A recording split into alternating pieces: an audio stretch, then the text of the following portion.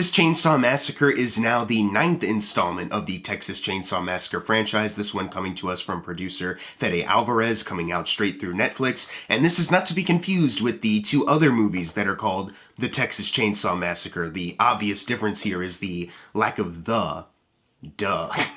Also, not to be confused with Texas Chainsaw 3D, this one is a direct sequel to the original. They've retconned every single other installment. They're not using anything from those. They're making their own new story right after the original. Well, not right after. This takes place about 50 years or so after the original movie. Leatherface has vanished. No one can find him. He's evaded the police forever. And in the modern day of 2021 or 2022, a group of young social media influencers, potential entrepreneurs, come to this town in Texas. They bought the whole place. They want to bring new businesses there. They want to run this new town. And while they're there, they disturb Leatherface. He's been hiding out in this ghost town in Texas for so long, and now he's awoken and going to kill some kids. And while he's doing that, Sally Hardesty, the character from the original movie, not the same actress, unfortunately, rest in peace, she hears the news that Leatherface is back, so she is after him as well. Not to be confused with Blumhouse's Halloween from 2018, where Laurie Strode is, gonna fight back against Michael Myers. I really enjoy the first Texas Chainsaw Massacre movie. I don't think it's like top 10 horror films of all time, at least for me, but it's definitely a really chilling movie, especially when it gets to that third act and Sally is trapped in this house with these family members that are fucking nuts. They're cannibals, there's bones everywhere, they're eating people. They're trying to feed her to the dried up, decrepit old man that they still have in the house. It's chilling, disturbing stuff there. In fact, I don't know if this is considered a hot take or anything like that, but Tobe Hooper's follow-up, part 2, I enjoy that one too. In fact, I think I enjoy that one maybe a little bit more than the original. I don't know if that's blasphemous to say or anything like that, but I really do enjoy at least the first 2 installments of this franchise. And then everything else I've just kind of been whatever towards. It's ranged from whatever to that's just straight up awful. The 2 other sequels, 3 and 4, didn't do it for me. The remakes produced by Michael Bay, not a fan of those at all. And then you have Texas Chainsaw 3D, which is laughably stupid, and then Leatherface from a couple years ago, which is just generic and not really memorable in any way. So this isn't a franchise that I have a strong passion for, that I'm really thoroughly invested in. I mean, I would give anything to another Texas Chainsaw Massacre movie. Obviously, I've gone into every single installment wanting to find something good about it, and I have been able to. There's not one where I can say that's an F. That's completely awful. There's always been at least one or a couple things where I've been that's not a bad idea, that's not too bad here. So when they announced that they were going to be doing a Halloween, version of Texas Chainsaw Massacre, not bringing back the original actress, but bringing back Sally, the character, that's not a bad idea. I was totally into seeing what potentially Fede Alvarez could come up with here, even though he wasn't going to be directing it. But then all of a sudden, the 2 directors that they did hire to make the movie, a week into production, they were fired because no one was impressed with the dailies, so they got some other guy to come in last second to do the rest of the filming. The test screenings were said to be disastrous, nothing good coming from that, and instead of going to theaters, Lionsgate decided to shove it off to Netflix.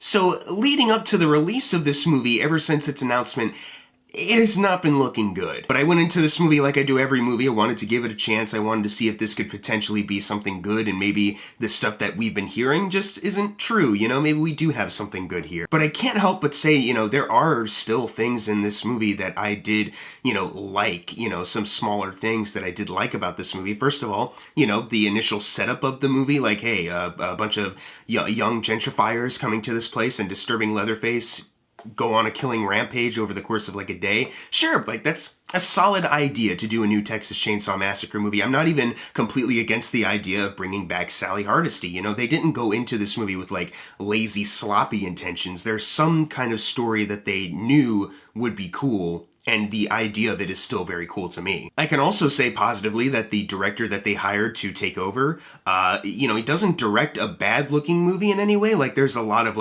very smooth, camera moves around an area. You get a lot of just, not shaky cam stuff, camera just holding back, and you see, some of the gore and kills happening right in front of your eyes, and it's shot very efficiently. And because of that, there are certain sequences that I can say were actually fairly effective. The thing thing that I think of the most being when a car crashes and someone is like kind of trapped in the front seat trying not to be noticed by Leatherface, who is still lurking around. Like that whole sequence there I thought was actually pretty effective. I'll even say this, that some of the acting is actually way better than arguably what this movie even deserves, you know? Like, in some cases, you know, some of these actors are really trying and really putting something into it. You know, instead of like a lot of the vibe you get from some of the earlier follow-ups to the Texas Chainsaw Massacre movies where the acting is just kind of whatever and you can tell they're not really committed. It's like, oh, it's just a cheapo horror movie, let's just get it over with, you know, that kind of vibe. Like, I appreciate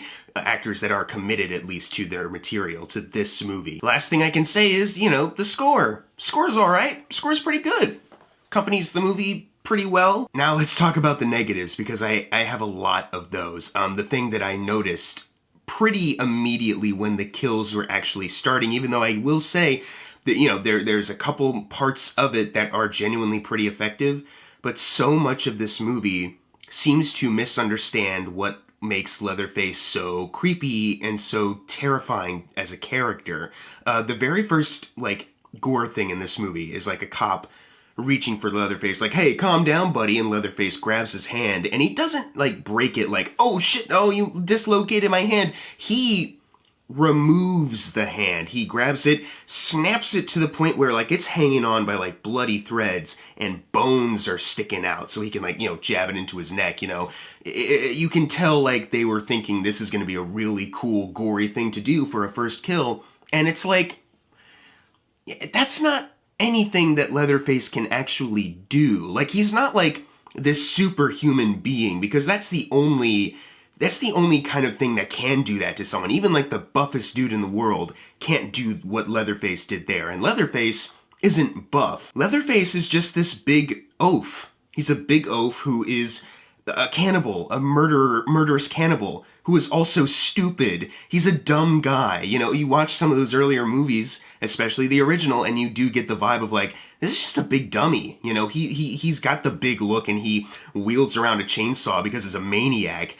And, you know, he's a big guy, he's got to use a big thing, but he's really stupid. But you can very obviously tell that the team behind this movie somehow has interpreted him, or they just want to create him as their own Michael Myers. So you know how, like, Michael Myers, a lot of people, and I think I've even said this before, like, even though in these newer Blumhouse movies, he's, like, older, so is he even actually able to even still do some of the stuff that he does in this movie?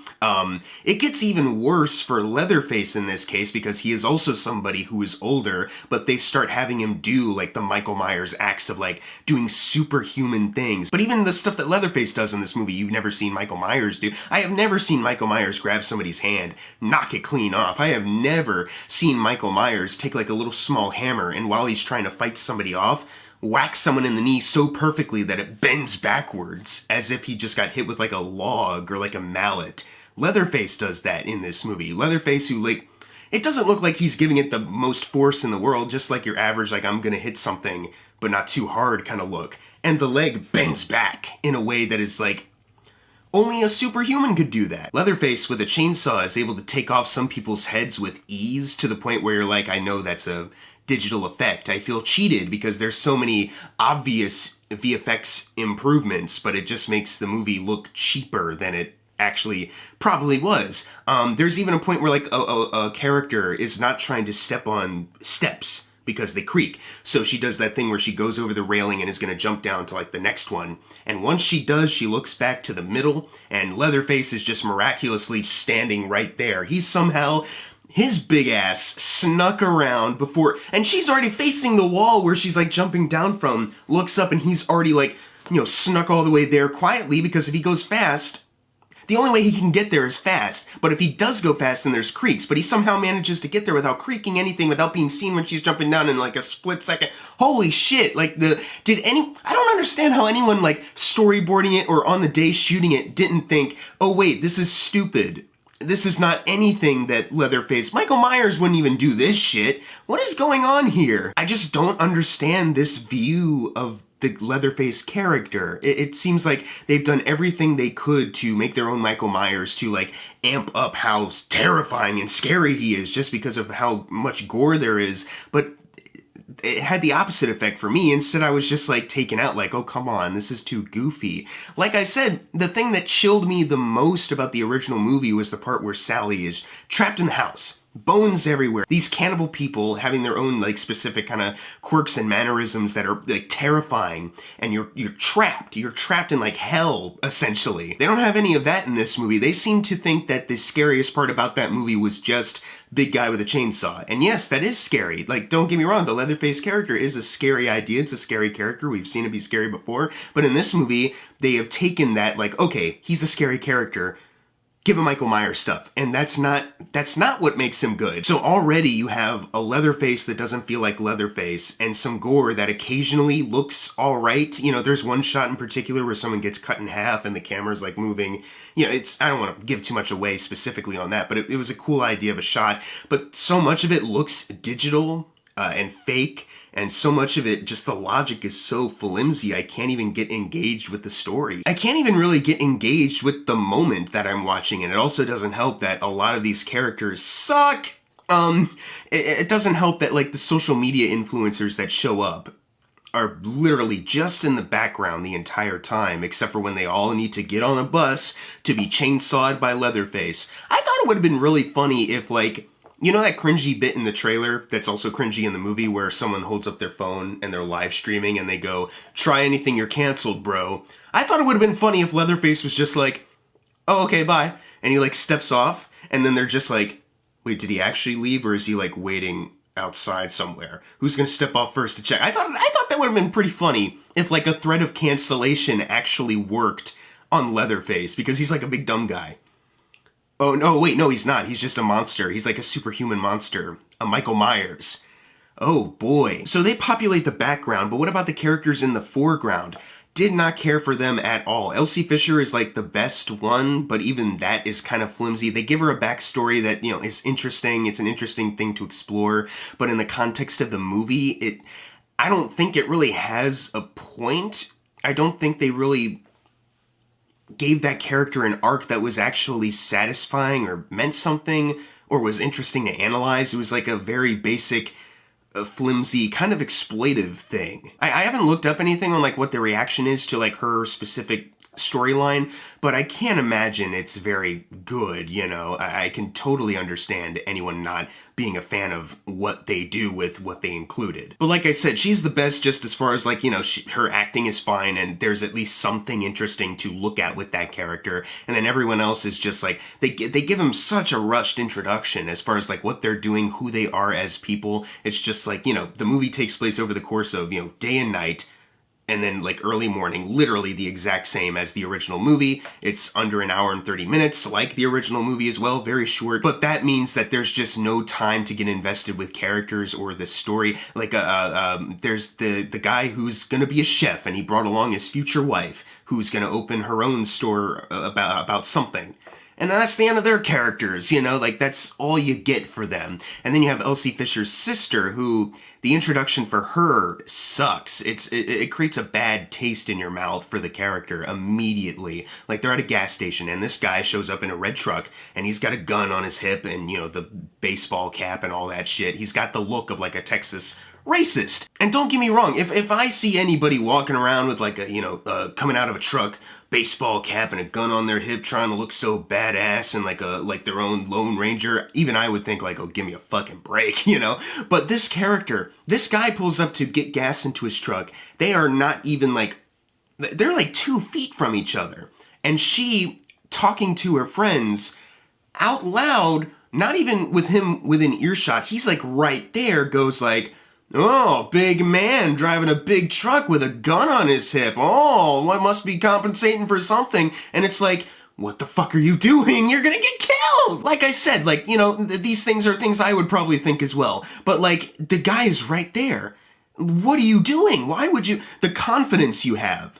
Whoa, it's a little too much, and it doesn't create a likable picture for you, especially later when it gets a little inconsistent, because right there you get the image of like, okay, she's like a, you know, self-righteous, headstrong bitch.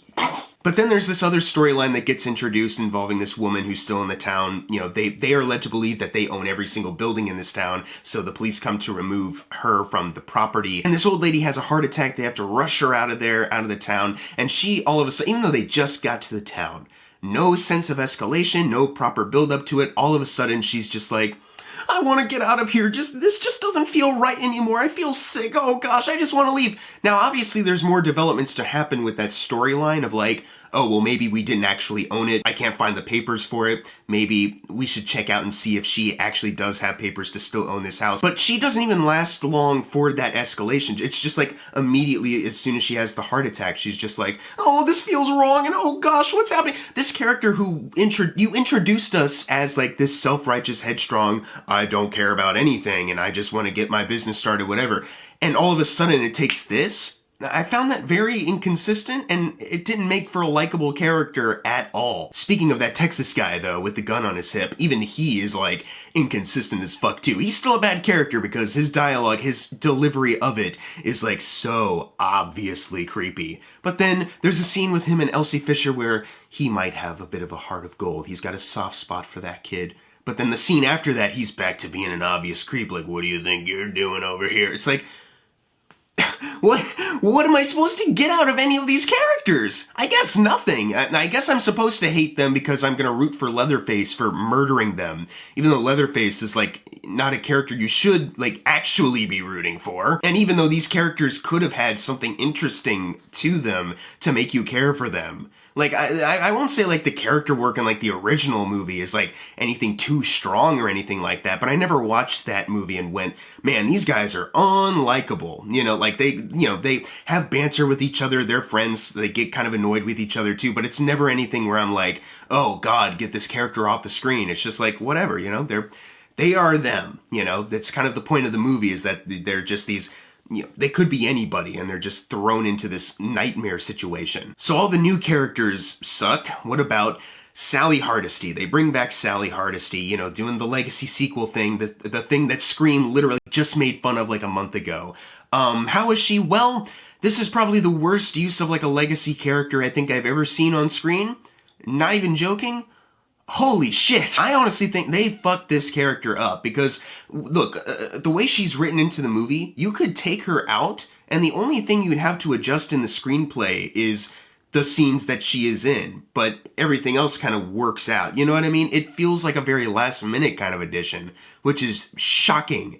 Because I think they went into this production with the intention of making it a legacy sequel, so why does this feel like a last-minute call? Like, it legitimately does feel like her scenes were, like, reshot. There's no time spent with, like, you know, Laurie Strode in Halloween 2018, you know, they showed you a bit of, like, what her life is like, how her family and her are disconnected and they don't connect anymore, that they're grown apart. You feel bad for that character and you see what this trauma has done with her life. And in this case, it's just like somebody finds the first victim of Leatherface, they call Sally immediately because she's still there in Texas, and he's like, I know you haven't been giving up your search, and here he is, Leatherface is here, and she's like, she just stops whatever she's doing, and she just heads out, and there's no intro, there's no proper time to develop that character to show you how she is now, barely any time spent with her, she just shows up, and then she pops up a couple times in the third act, and then she's out.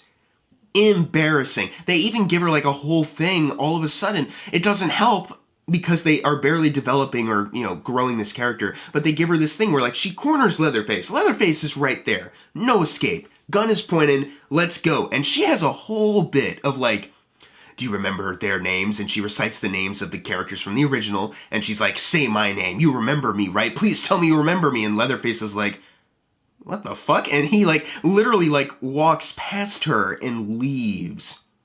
And it's like, and she's, like, devastated that, like, Leatherface doesn't remember her, or, like, that means nothing to him, but it's meant so much to her. She's wasted her life searching for this motherfucker. But it's like, I don't feel this pain. This is something you're just throwing my way as part of, like, some satisfying narrative thing. I am not connecting with this character at all.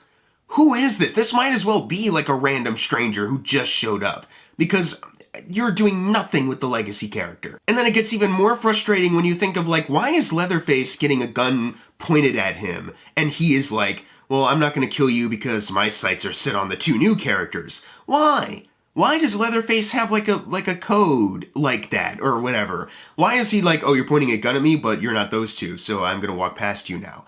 It's not like, that's the thing, because like obviously they talk about it in Halloween Kills. Michael Myers was never gunning for Laurie. He's just walking his path, trying to get back to his childhood home, and he murders whoever gets in his way. If he gets distracted, he'll murder some more people, but then he'll start going back home. You know, it was never about Laurie, and that's something I wish they talked about more in Halloween Kills when they finally revealed that. So it's almost like they realized that. They saw what I was seeing when I watched the original movie, and they were like, okay, why don't we try to incorporate something like that into this? But they did it so poorly with like no development. It has none of the satisfaction that could have been in that 2018 Halloween movie if they did put it in there. It's nothing. It doesn't make any fucking sense. And there's so many moments where you can feel the staging of like, well, we gotta pad out the rest of this third act, so let's have them do this and do this and do this to keep it going for as long as we possibly can. And at that point, it's like, I'm just so done with this. I'm checked out from this because I'm so disconnected from these stupid ass decisions that these characters keep making.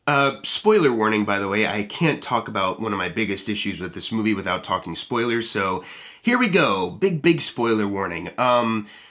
So the end of the movie happens. They take down Leatherface by shooting him a couple times, and instead of like, someone has his chainsaw, and instead of doing the obvious, what I legit thought they were gonna do, like get him in his guts, just knocks him on the chin and he falls into a pool of water. And I'm like, well, okay, that's the excuse for him to come back near the end of the movie and set up sequels.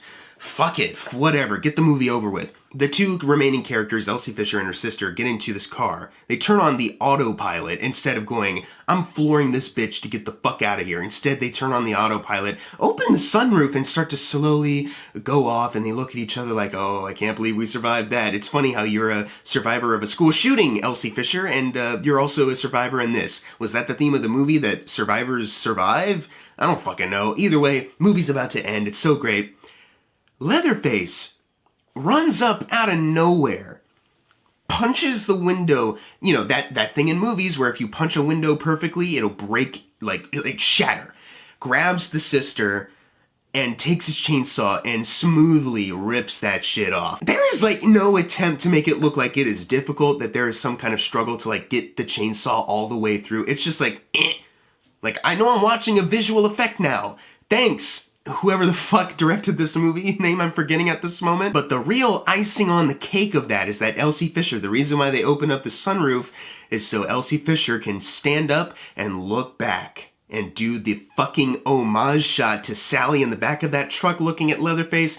Elsie Fisher's doing the exact same shit as this fucking car autopilots its way out of this town as slowly as possible. And Leatherface does his fucking wild spinning dance with the chainsaw. Movie fucking ends. Leatherface could probably, if he could catch up before, he could probably run up, grab Elsie Fisher and murder her too. But I guess we need to end on the dance. It doesn't make sense that they didn't just at least floor it for a while so they could get the fuck out of this area, but we need to have that devastating ending so we can do the homage shot. It's embarrassing that they thought this was so fucking cool. It's, wow.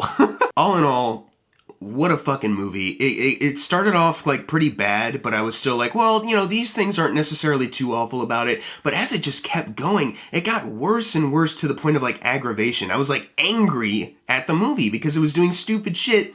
And it's like, it's almost as if they knew they were doing stupid shit, but they were like, but isn't it cool though? And it's like, no, it's not. If you think something that's built off of flimsy logic is cool, then okay, I guess have fun. But I think at the end of the day, it's still rooted in stupid. I've already seen like tweets from people, you know, everyone wants to make everything like a cult following, it feels like, because I've already seen some tweets from people going like, well, what did you expect from the 9th Texas Chainsaw Massacre movie? I had fun with it. It was pretty gnarly and mean, and Leatherface was scary and badass. What's the problem? I don't understand why it's being hated on so much. And it's like, I don't know, maybe because it sucks. You know, like, I look, if you like it, that's totally fine, but I don't understand the need to, like, stand up in front of, like, a group of people and go, like, what were you expecting?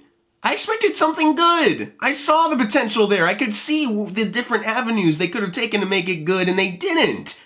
They completely, I don't even understand how you can, like, you know, be a fan of the original, watch this, and then go, yeah, that was pretty good, best sequel yet. Are you fucking kidding me? This movie misunderstands so much about what actually made that original so good. Okay, I guess I'm the villain though, because I watched this stupid movie and called it stupid.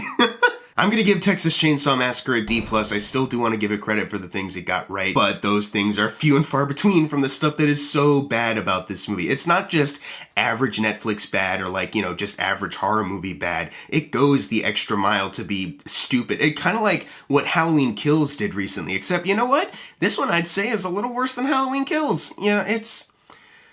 I guess at that point it's like picking, like, getting pissed on and getting shat on. So it's like, whatever. Oh god. Bad movie. But if you've seen Texas Chainsaw Massacre, leave in the comments below what you thought of it. And as always, thank you guys for watching. Make sure to subscribe. I'm Jackson Fulcher. See you guys next time.